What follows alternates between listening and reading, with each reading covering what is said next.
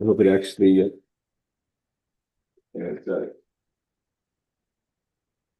okay. It actually streams.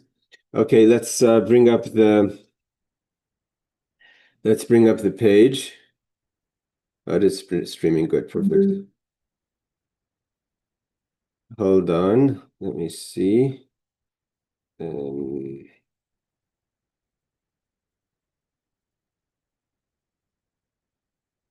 Kitzur. Okay, here we go.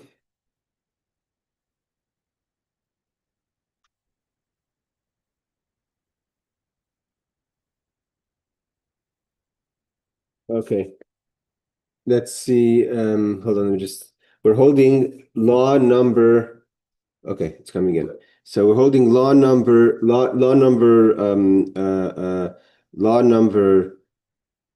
Hold on a second. Law number 4 in the laws of the 4 areas for Shabbos. So we learned about the Rishus Harabim, the public domain. We learned about the Rishus HaYachid, the private domain. So those are the 2 main ones. Means private is private, public is public.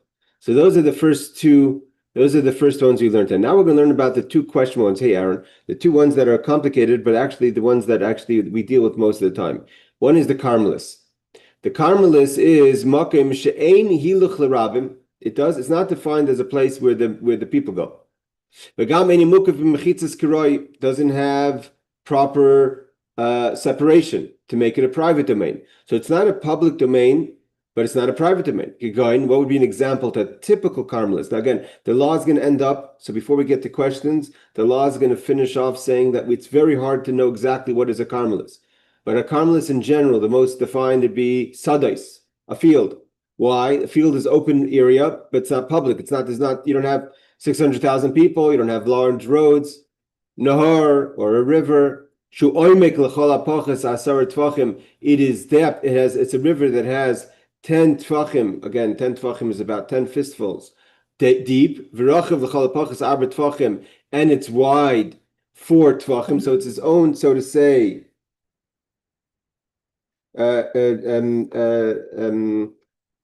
Howard, just again, you just posted on the group that you see. Is everything coming? Is it streaming okay on YouTube? Please confirm again.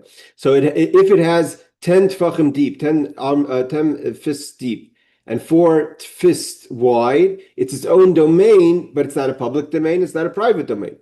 It's river. So that's another example. Or he gives a third example, meva'os. Mavos is like alleyways. Aaron, we didn't do this law yet, right? I don't think we did it. No, we didn't do this law. Okay, so muvais and alleyways. Sheishtam shalish mechitzas. So they have 3 kind of alleyways closed up on 3 sides, but it's open, totally flush on the 3rd side, totally open. No. We're going to see what could close that alleyway up to make it private. Or it's tavinius. What is an itztavinius? It's makom shlefei chanus. It's like, if you have a market. So there's before a store, the opening of the store, kind of anyone could walk there, but it's not really, because of it's made up for a store, it's kind of doesn't have that kind of traffic, so to say, of your regular public domain. That's where the sellers sit. Or itztaba, what's an itztaba? It's makom shemanichem alav pragmatia. So the itztaba is the place that is the merchants the pillars, he says, in the public domain, that where they put their stuffs, they put their goods. So before the beams, it's if you go to Jerusalem, and if you're in Jerusalem, it could be in Rome as well, you see the old Roman markets. So they have the pillars. So around the pillars where people would put their stuff. So again, it doesn't have the access of the public. It kind of privatizes it a bit, but it's not a private domain.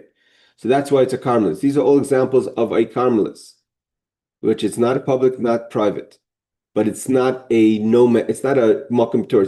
It's not a free space. It's not considered a domain. It's a domain, but you can't consider it public or private. V'chein he gives an example. V'hi rechava arba. It has to again have a space of 4 fists, and it has to be gavoya shleishet tvachim yoser ad asar tvachim, and it's kind of a little lifted up above 3 from the main public domain, kind of like a little sidewalk, up to 10 tvachim. Again, there is no such thing as a public domain above 10 tvachim. So once you get out of the 10 tvachim, let's just assume 10 tvachim is 3 feet or a little under 3 feet. So anything above that is already out of the public domain. So here it's not, but it's not above that. So it's a little bit, it's above 3 tvachim, which we said in last week's class, that if it's 3 tvachim, if it's within 3 tvachim, like a what do we call it? You have the in the roads, what do they call them? Potholes. So a pothole is usually a small little thing. That's not, you can't say that's that comes out of the public domain. Or if you have a space that's 4 by 4 inches, arm fists, but it's not surrounded by gates or separation of 10 tvachim. Vitel, or you have a like a little heap. It has a space of 4 by 4. And it's above the public domain. So it's in the public domain, but it's above 3 tvachim, so kind of you can't walk on it. It's not like a little pothole that you just step into, because it's 3 tvachim is 1, 2, 3 is almost a foot, right? So it's 3 tvachim, it's kind of lifted up, but like I say, like a sidewalk, but it's higher than a sidewalk. So it's 3 vadasara, but it's up to 10. If it would be 4 by 4 above 10 tvachim, then it's a private domain. So that's what we learned last week. A karmelis is basically, let's just break it down. A public domain is a place where there's a public, where you have the 600,000 or the wide roads, whatever we learned last week that defines a public domain. If you need the 600,000 people, then any place that doesn't have 600,000 people is not a public domain. But let's even say it's a place that has 600,000 people. But it's like a little hill, it's a little hump that is 3 tvachim above, so the public can't walk there. It has 4 tvachim, so it's a space. So, but it doesn't remove itself from the public domain to become a private domain because it's not high 10 tvachim. It has to be high 10 tvachim to be a private domain. So all these little places that kind of are in the public but are separating themselves from the public domain. Again, if you hold you need 600,000 people to make a public domain. So like the fields, it's not because it's 3 tvachim high or 4 tvachim or it's because there's no public there. So it's not a public domain. And therefore, and it's not a private domain, so it has a din of a karmelis. But you have also within the public domain that there's these separations that are within the public domain that become a karmelis. Or you have a bar going the other direction. So a tail is going upwards. A bar is protruding inwards, a pit, which is arba al arba. Again, arba al arba means a space. If it doesn't have 4 arm fists by 4 arm fists, it's not a space. So it's a space. However, it's deep. If it would be only deep 1 tefach, it would be nullified to the public domain. But it's deep 3 tefachim, which is about a foot. That's not part of the traffic. No one would walk in there. You would hurt yourself. So it's public. So it's 3 tefachim deep, but it's not 10 tefachim. If it would be 10 tefachim, then it would be reshus hayachid. So again, it's less than 10 tefachim. And then the Kitzur says there's many different things that define a karmelis. Ulashin karmelis, what does the word mean? What's the word karmelis mean? Ulashin rach v'mol.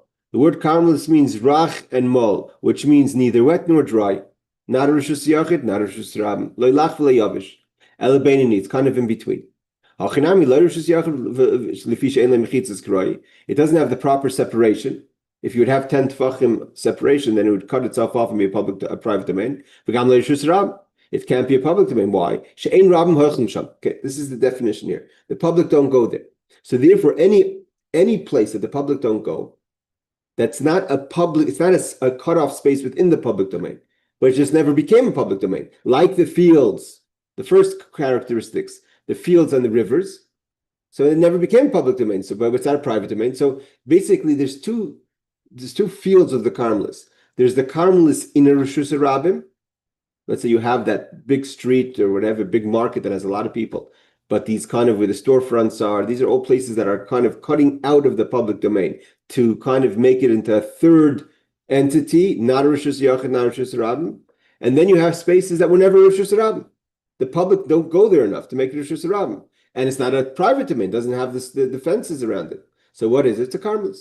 And therefore, we're going to learn the halachas, what are you allowed to do and not allowed to do in a karmelis. So biblically, the Rishus Rabbim is the real biblical problem. The karmelis is not so, it doesn't have the restrictions of a Rishus Rabbim, and therefore there's more maneuver room when it comes to certain questions. We'll get to whether it's the Erev, etc. But it's definitely its own domain, and it's a Rishus l'Shabbos. Like we say, Arba Rishus l'Shabbos. There's 4 entities of Shabbos of space. And so now we learned the third domain. We had the private domain, the public domain, and now we have the third domain, which is the karmelis. Number 5. Any questions on this before we go forward? Let's turn to the footnotes.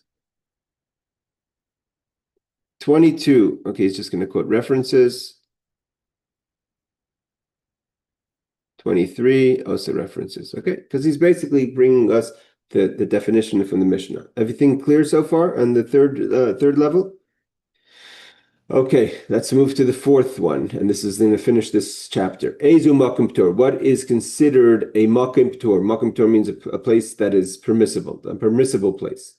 Now, it's called makom b'rishus Rabbim if it's a place in a public domain. She'ein by arba lava. So now it doesn't have 4 by 4.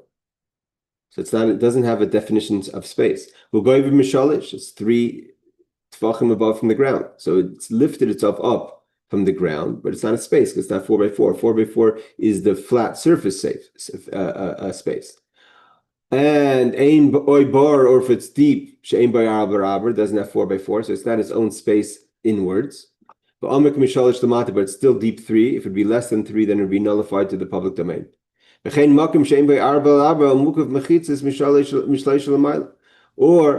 if it has 4 by 4, but it's not surrounded by walls that would separate it, so to say, and it's above 3 tefachim high. Now he says, what is a makom p'tor? A makom p'tor is only these kind of little places, and we're going to see later what the examples of a makom p'tor. Let's see, you could have a little.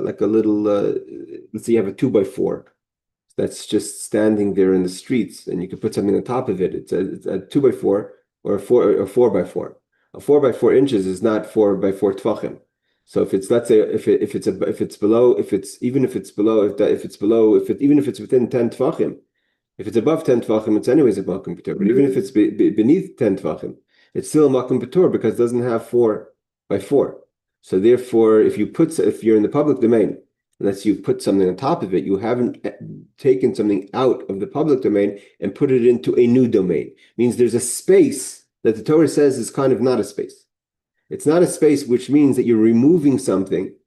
We're going to learn that what is the problem? What happens when we have these 4 spaces? The 3 of them, the public domain, the private domain, and the karmelis, you're not allowed to move from one rishus to the next. You can't take something from your house and put it into the public domain, or from the public domain into your house, or to your private yard, or to a karmelis. But a makom p'tor is p'tor. So it's a makom, but it's patur. So it's not as if you're transferring something from a place to another place, because it doesn't really have a definition of a place because it's lacking 4. So he says again, what is the definition of makom p'tor called? B'rishus Rabbim. It's in Rishus Rabbim. It doesn't have 4 by 4, but it's over 3. If it would be lower than 3, then it would be Rishus Rabbim. So if you would be in your house or in a private domain and reach your hand from your house holding something and put it on something that doesn't have 4 by 4, but it's less than 3 tefachim from the ground, and that's a public domain, or even a karmelis, then you transferred it to the karmelis because it's nullified to the karmelis. But if it's above 3 tefachim, so then you didn't put it anywhere. So it says, here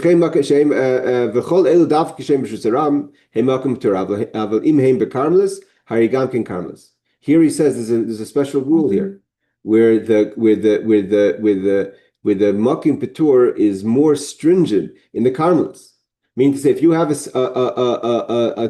2 by 4 that's standing in a karmelis, and you are standing in a private domain, and you put it onto that, then you did transfer domains.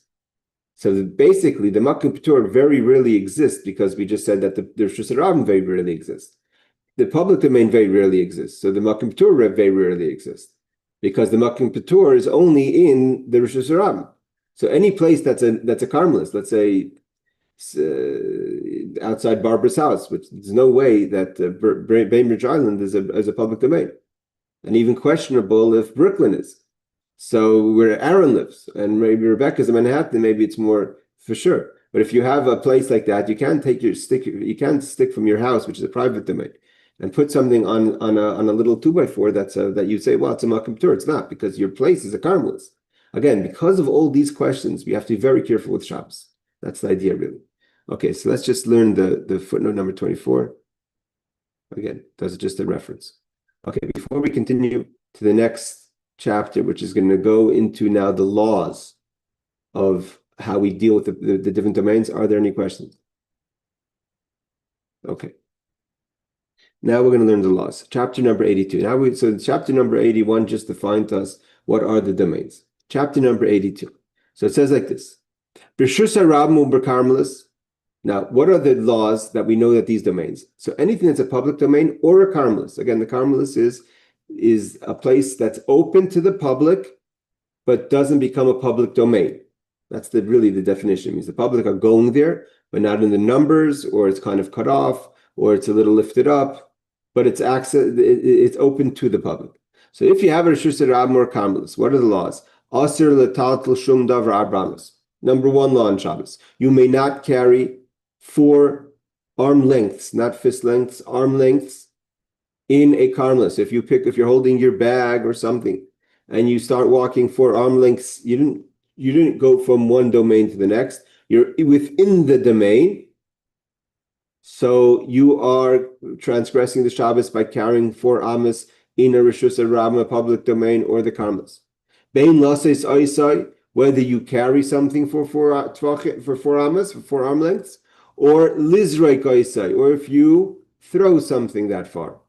Bein lahoishit oisai, or to or handing it over in above 4 amas. Beyond 4 amas. And here he adds something else. They kind of, where people think that you could just walk kind of slowly but make up 4 amas, that's also not permitted. So we're going to get into that a little more in details. But try to think by walking slowly and you continue walking would make it as if you didn't move 4 amas. Doesn't mean you have to jump 4 amas, but just walking, even if you did it slowly, still you moved 4 amas and it's prohibited. Okay, footnote number 1. The Amar, again, what is this length of an Amar? We learned this before. Is referred to as a distance from the elbow to the tip of the middle finger. So that would be from here all the way till here, right? It's obviously longer than a foot. Each person measures this according to his own Amma. Okay, so here he says that according to the Shulchan Aruch, how do you know? So you just take your own arm. Though usually we like to say there's a defined amount of centimeters for that, but if you just use your own arm, that would give you a definition of what is 4 amas. So if you did 4 arm lengths, which is, again, I would say about, usually depending on the person, but about, let's say 18 inches or so, so then you would have you would know what it is. Now, here he says the idea of the 4 amma space. The 4 amma space is not from, let's say, north to east or east to west, north to south or east to west. The 4 amas is, he says, it's an important law on Shabbos,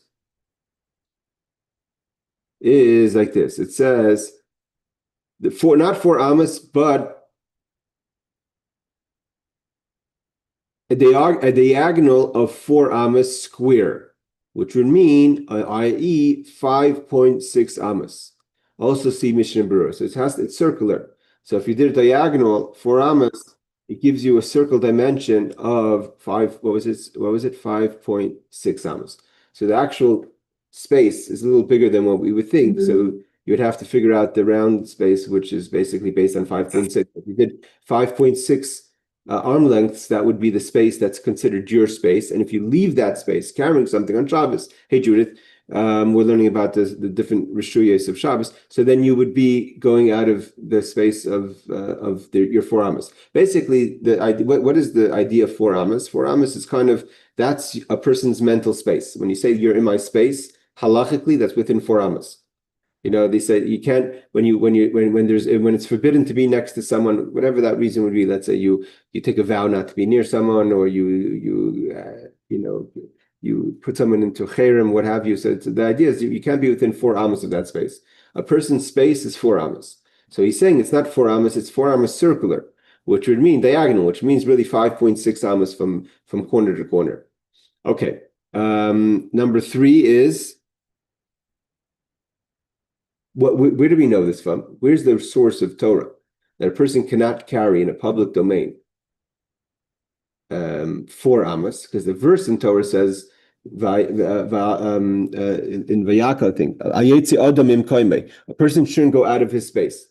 When it says don't go out of your space, we learn what is space 4 amos. A person's space is 4 amos. So, and this is talking about the desert. The desert is a public domain. So from this we learn a person can't go out of their space more than 4 amos. So basically, the transgression is because a person's space is 4 amos, and because the person's space is 4 amos, and Moshe says, "Don't leave your space." So from this, we learn that a person cannot carry in a public domain, and the desert was a public domain, like we've learned. So therefore, we learn from there that the person on Shabbos is not allowed to carry more than 4 amos. I just want to quote you the pasuk, if I could catch it fast enough.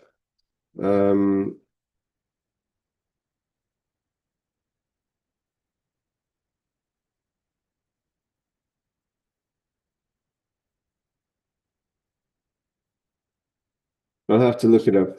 Where the verses. It's either in Kisisa or I think it's in the Yaakov or Kodai. Okay. So it says like this. Let's continue. Law number 2. Beis. Asur laseis oilizroik lahaishit shum davar mishus yachad shusram. Or the Carmelis. Now comes the next thing. So in the public domain or the Carmelis, you cannot move out of your space, and your space is a circle is 4 amos, which is a circle of 5.6 amos. So that's if you have something in your pocket or carrying something, it's forbidden. And there's what's called akira vanacha, which means you pick something up and you put it down. That's the basic idea of moving something. Now, you can have also, the next transgression is the movement of domain to domain. That doesn't need 4 amos. That's not defined by 4 amos. That's defined even if you're standing right by a public domain and you put something right down in a private domain or vice versa, you've transferred domains. So that's not dependent on 4 amos. That's dependent on going from one domain to the next. So it goes, Aser laseis, you can't carry, oy lizrik, or to throw, oy lahaishit, or to pass over, shum davar, anything, from a private domain to public domain, oy lekarmelis, or to karmelis. Again, the karmelis would be any place that's outside your house, and we're going to learn where it starts. V'chein also, mirshus harabim, oy mikarmelis, or shus yachid. You can't move something from a public domain or the karmelis into a private domain. And here he adds something also, which is again this is what makes it so hard, because it's very hard to know what a Rishus Harabim is, what a public domain is. And he says because the Carmelis is not really a public domain, it's just an open domain. It's that third space. So therefore, you're not allowed to carry something from a public domain to a Carmelis. So if let's say you were in Fifth Avenue, to carry something from Fifth Avenue to a side street is moving it from the public domain to the Carmelis. So also, that like be going into a mobile, an alleyway, right? If let's say you're walking, you're standing in a public domain, and there's an alleyway off, which is a Carmelis. If you're standing there to put something in, it's open space. The public go there. It's just not. It's kind of narrower. It's more narrow and less inhabited, or less people, less traffic because it's an alleyway. So then it's also forbidden to move something from Rishus Haram to Carmelis. Vice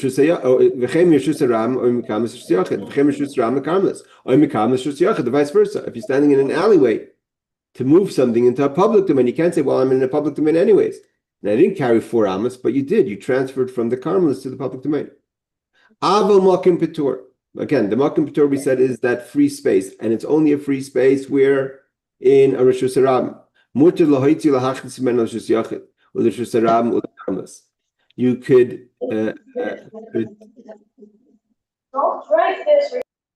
You could move something or things from a makim petur if it's less than 4 amos into the Rishus Harabim.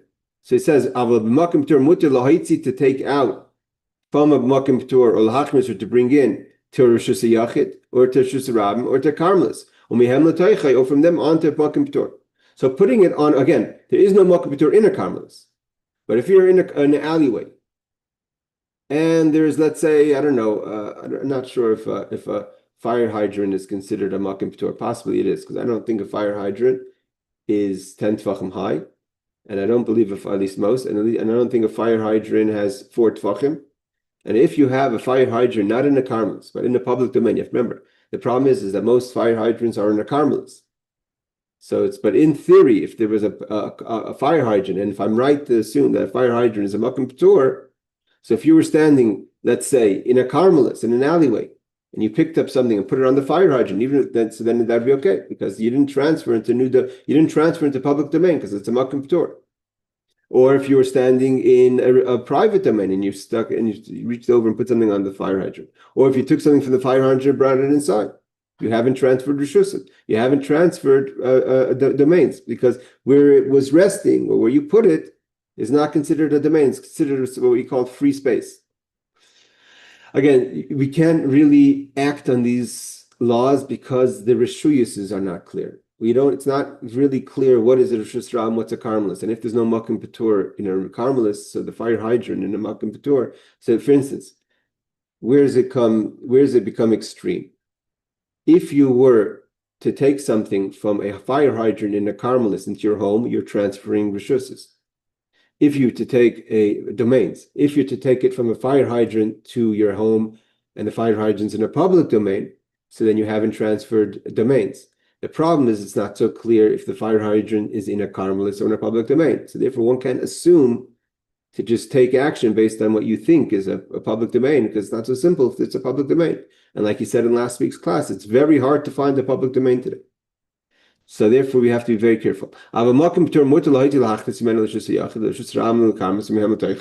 can move it from Yes, Aaron.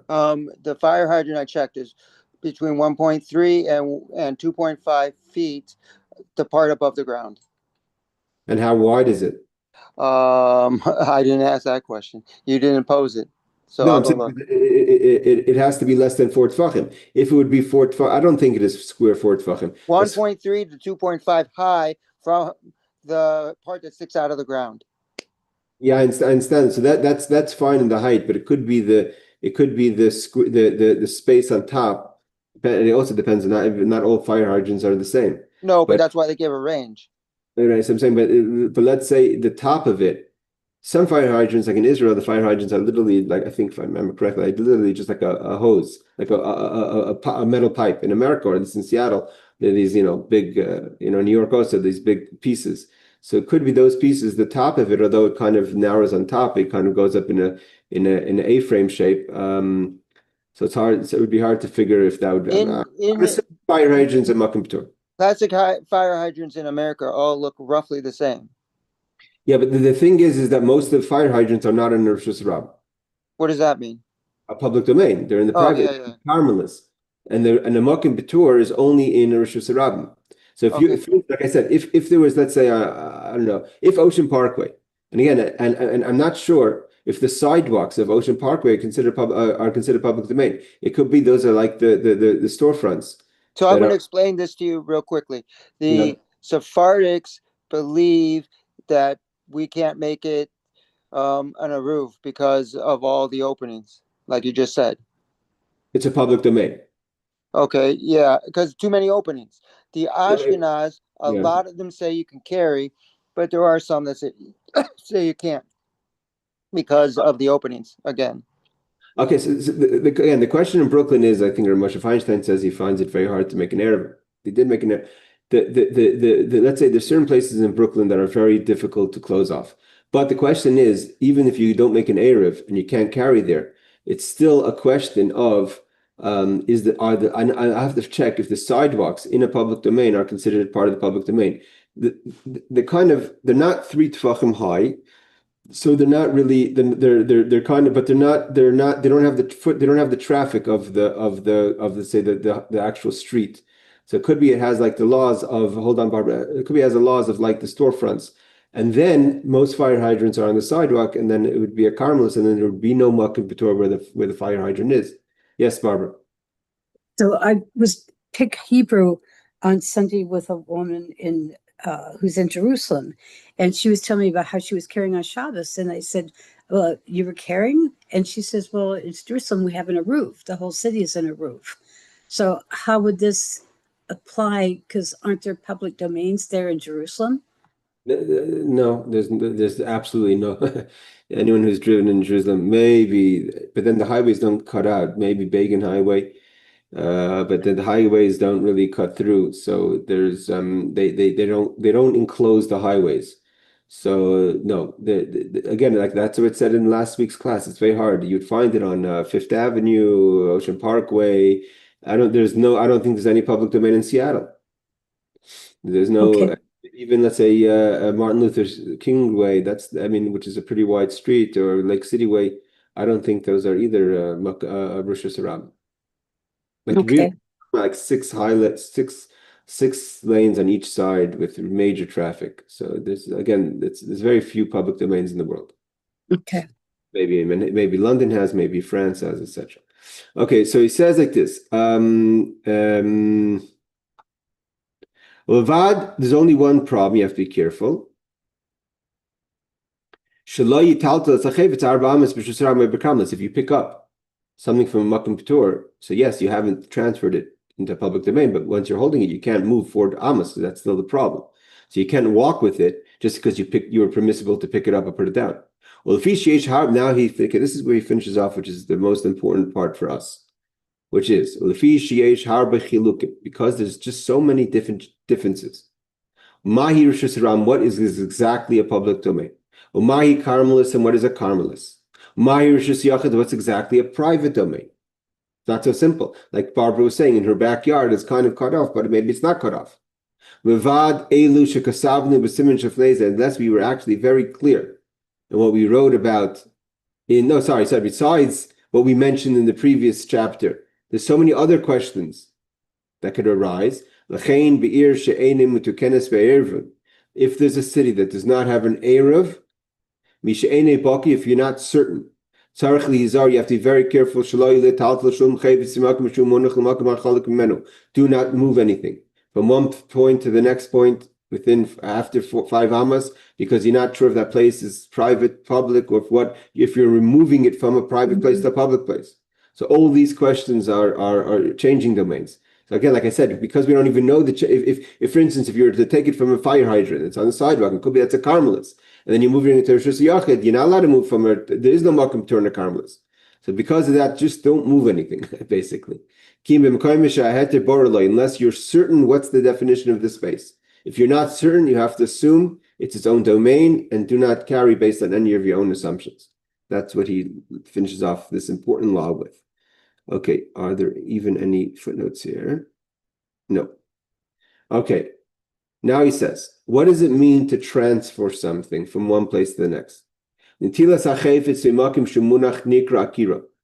you take something from where it's sitting, let's say you pick up a pot or the newspaper is lying on the floor. So when you pick it up, so you take the article from the place where it's lying. That's called akira. You're picking it up. You're lifting it out off the floor. And you put it down. It's called hanacha. So he's giving us the terminology. Akira and hanacha. Akira is to pick it up. Hanacha is to put it down, to place it down.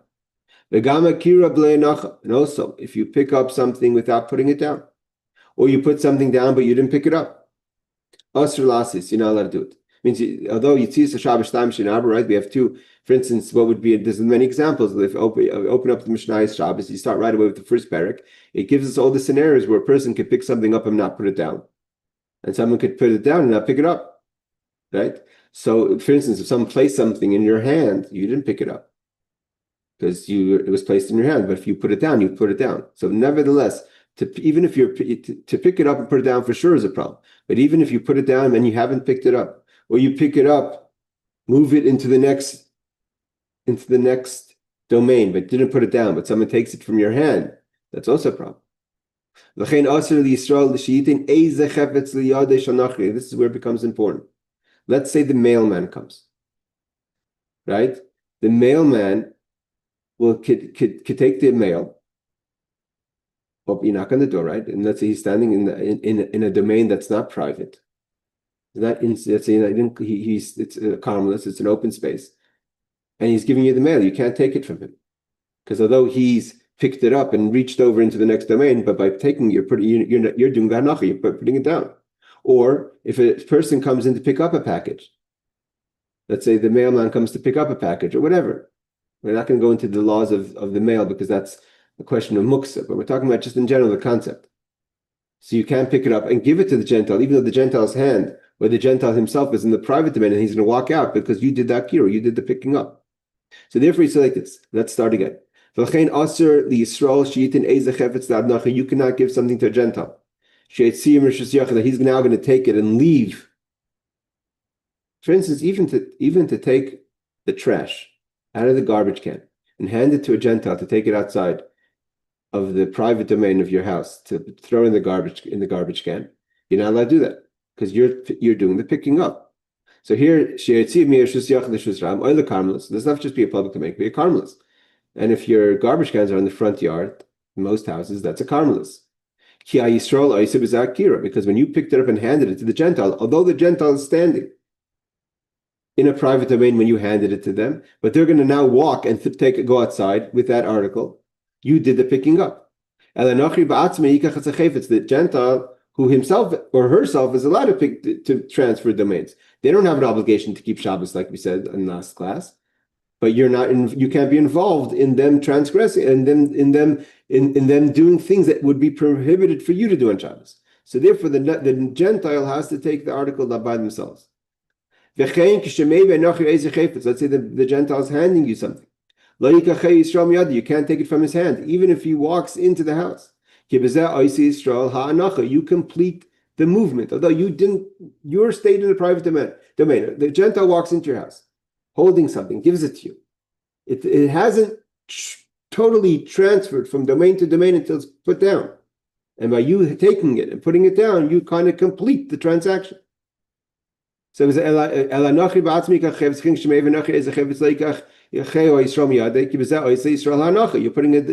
it down. The Gentile has to put it down on his own.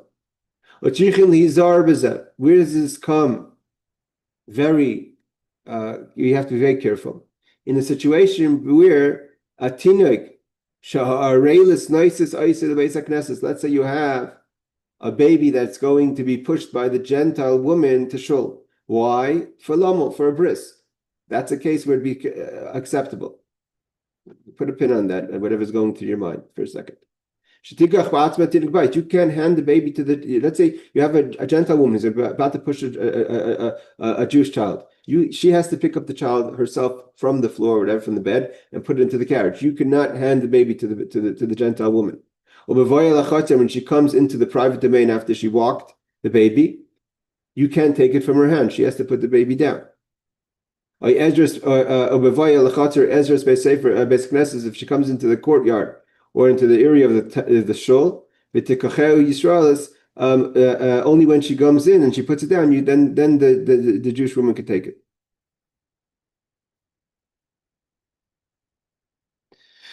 It says you could look in chapters Shin Zayin, Shin Chaf Hey, 3:7, 3:25, 3:46, 3:47, 3:49 in the Shulchan Aruch. Okay, after this class, we're going to stop. And after this law, we're going to just do the footnotes and open up some questions before we finish the class. I want to just bring up one topic that may get people a little tickled. Let's just go. Number 4 is, according to the Yavitz, what are we talking about?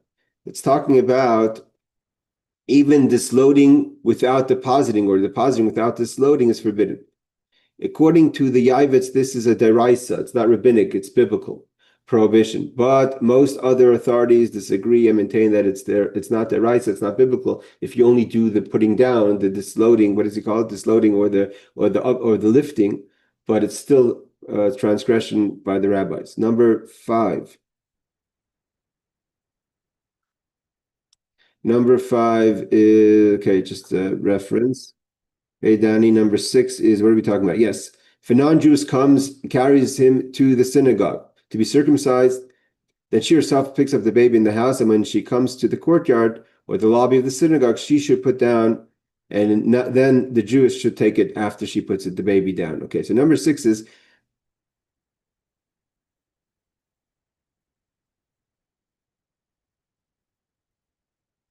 now, this is the question. The question is what I want to get to.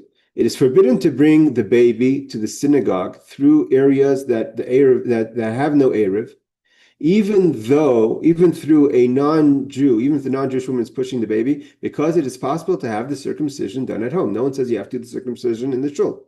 And it's often done in the home because of cold weather. It's not good to take the baby out.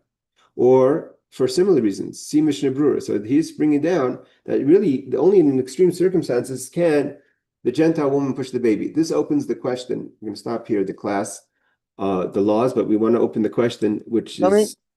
Just mention one thing. In Brooklyn, for the Sephardics, I know this is fact, that a lot of the shuls have a room, which is maybe the same room they use for the bridal room, where the parent, the wife, the mother, will bring the baby before Shabbos, and they'll sleep there overnight so they can have a proper bris in the morning on Shabbos, and they don't have to carry. And they're providing food and everything. Oh, that's beautiful. That's lovely. Well, the Ken Yerba, that's very, I actually, it's the first time hearing of that. That's very lovely. It's a lovely idea and service that the synagogue does. That's beautiful. The question that we're coming to, because it's, I don't know, to be honest, I've never really dealt with it myself, but obviously the question is of a Gentile pushing a Jew in a place where there's no Erev on Shabbos. That people have sometimes the baby's being pushed by a Gentile. They'll go eat out on Friday night or Shabbos day, and the baby's in the carriage, and there's no Erev, and they'll have a Gentile push the child. And from the Shulchan Aruch, what we just learned now in the Kitzur, he says that even the Mishnah Brura doesn't even allow it for a bris because it's not necessary. You don't have to do the bris in the house, in the shul. You could do it in the house. And even for a bris, it's only, according to those who allow it, only allowed because it's a mitzvah. But what about having, like it says, the halachic analysis, having a goy, a non-Jew, pushes your stroller on Shabbos? And this is from Rabbi Shlomo Segel. He was my teacher once. And he asked the question, remember the Crown Heights Bezdin addresses the following question. May one instruct a non-Jew on Shabbos to wheel a baby carriage in the street where the parents want to visit friends or family or eat to the Shabbos there, or they wish to participate in a bar mitzvah, such etc. Sheva brachas, and the answer is, I'm not going to go through all the details, but his answer is that the prohibition of instructing a non-Jew to do work for a Jew is explained at great length in the Alter Rebbe Shulchan Aruch in many different chapters, including the comments in the footnotes. The 3 reasons are given for this prohibition, and he goes into the reason, and his conclusion is, I'm not going to go through the whole thing, so I have to go say slichas, but his conclusion is, therefore, from all of the above, it is obvious that instructing a non-Jew on Shabbos to wheel a child in a carriage through the streets is forbidden, and especially according to the Alter Rebbe in chapter 325, where he wrote, one should be stringent in our type of public domain. Although 600,000 people do not pass in it every day, a person may say, well, it's not really a Rishus Rabbim, it's a Karmel list, and a Karmel list is not halachically a public domain. But nevertheless, he says you should be careful. It is considered a public domain from Torah, and in a status of public domain, one cannot permit it, even if it was for the sake of a mitzvah. Therefore, one should alert people. One second. Who figure that this is permitted, they should refrain from doing it on Shabbos. Again, I see it all the time. I'm not sure. Maybe people disagree with Rabbi Segel. I didn't study it enough.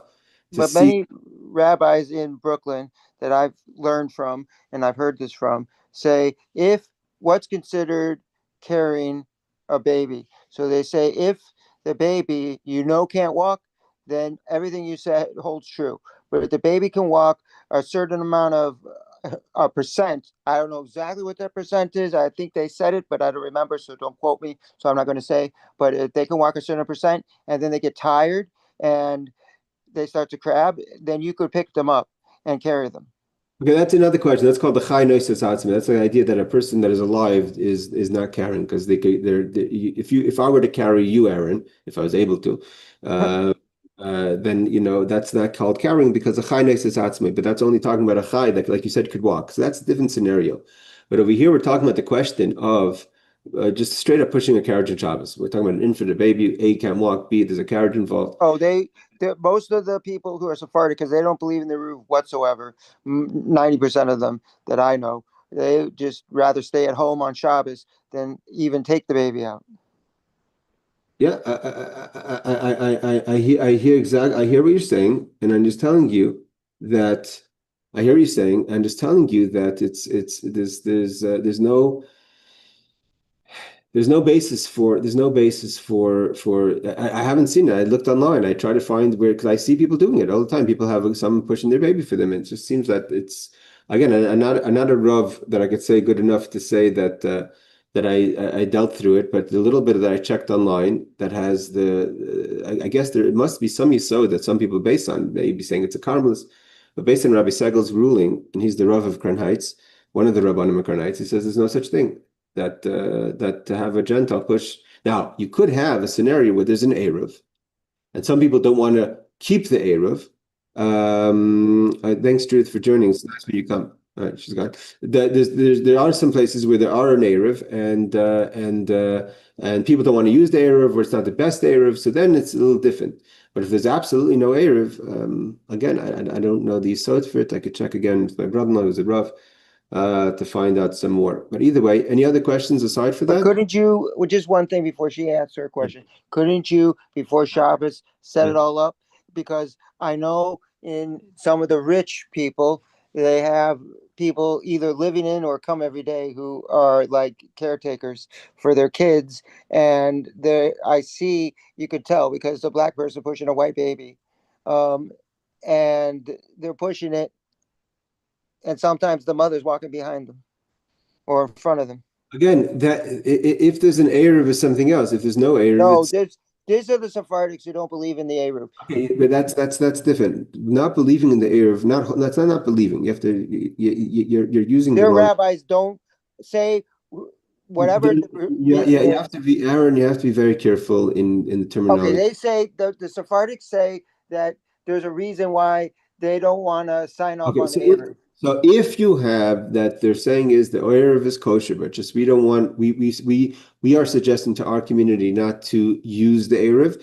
Then it would be different if there's someone a Gentile pushing the Well, baby. what? Just answer But this if one. you're talking about a case where there's no kosher Eruv, it's different. Okay, but let me ask you this, because they always say there's a Sephardic Eruv, and a lot of rabbis say it's not kosher. Okay, and again. then So, there's so, a so if a person says Ashkenaz Eruv. if there's opinion that says that this is not a kosher Eruv, then it's a question if there's an Eruv or not. Or if there's opinion to say if they're saying is that the Eruv is it has legitimacy, but we're not going to keep by it. We're No, going no, to no. be What my question is, just listen real carefully. The Sephardics don't want to. A lot of the rabbis say the Sephardic Eruv is not kosher.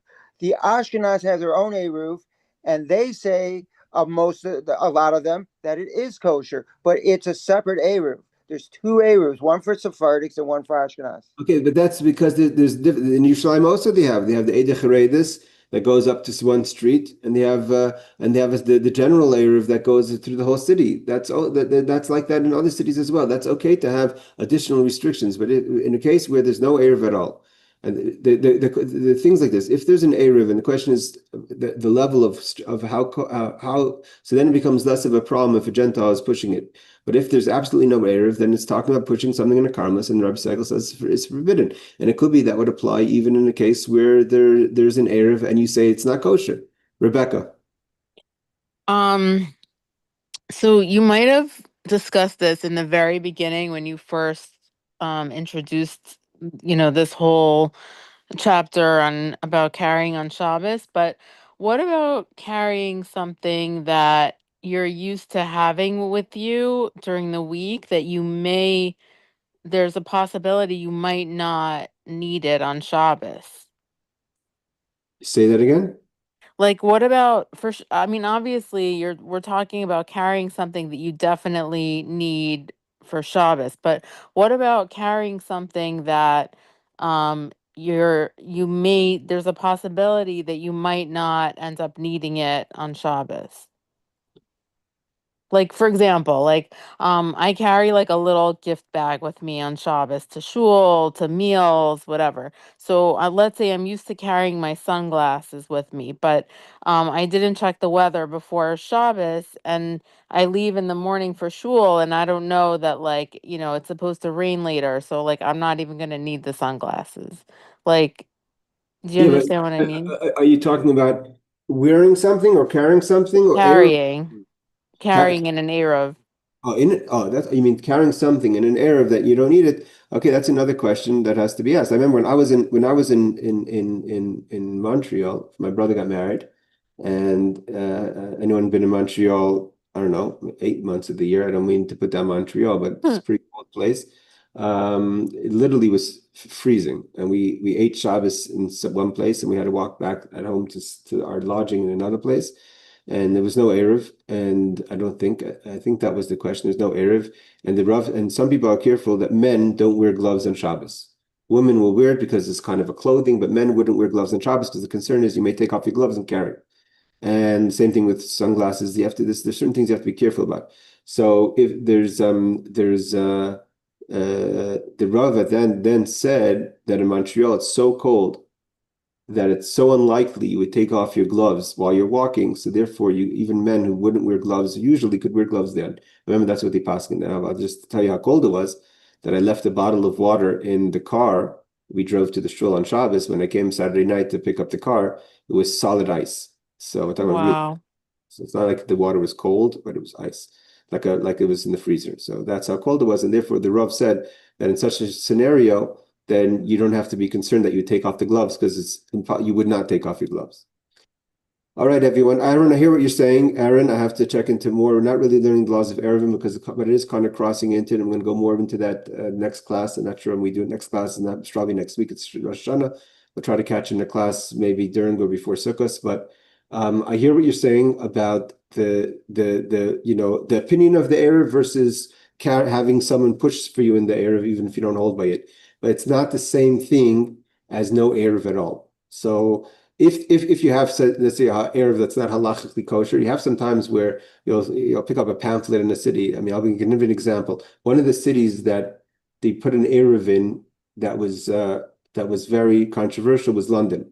And it was after I was married. My wife is from England, so when they made the Erev in London, so I'm not sure if it was the London Erev in general or if it was the Golders Green Erev, whatever it was, it became very hot topic of the Erev, and people put out pamphlets how it's not kosher. Although the person who put up the Erev, meaning to say sponsored it, brought in the Eidach Haredis. Eidach Haredis is mamish like the most from, but nevertheless they came out with all these rulings against using the Erev.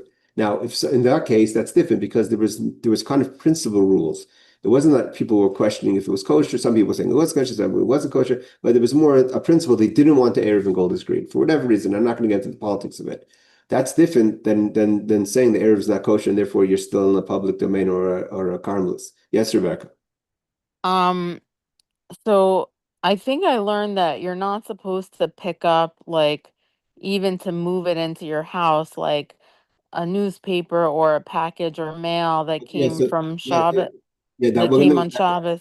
absolutely we're not going to the muksa question, but even as far as the Karen question, we're gonna Because get. it came from outside the tomb or something, right? There's that idea. This came out to Tchum. It's coming to the service for you. The question is also just picking up from your doorstep. Maybe taking from a Carmelist to again, because there's no Makom Patur in a Carmelist, it makes it much more difficult. If a person's outside their front door, most people, at least in America, they're outside your front door. Not talking about where Aaron lives in an apartment building or in a house. Outside your front door, usually most people don't. If you have that white picket fence, that kind of makes the front of your house an Erev. Most people have the fence, the permissible carrying space in the backyard. Let's say in Seattle. I'm going to give an example for Seattle. Very few people have an Erev in the front yard. They'll have an Erev in the backyard. Now, Seattle has an Erev in the whole area, so it's different. But let's say before the Erev is up, or in Bellevue, where my brother-in-law sister are.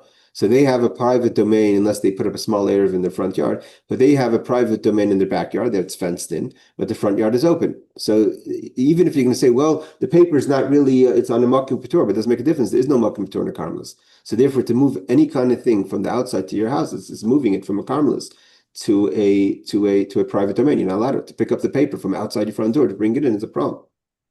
Ah, okay.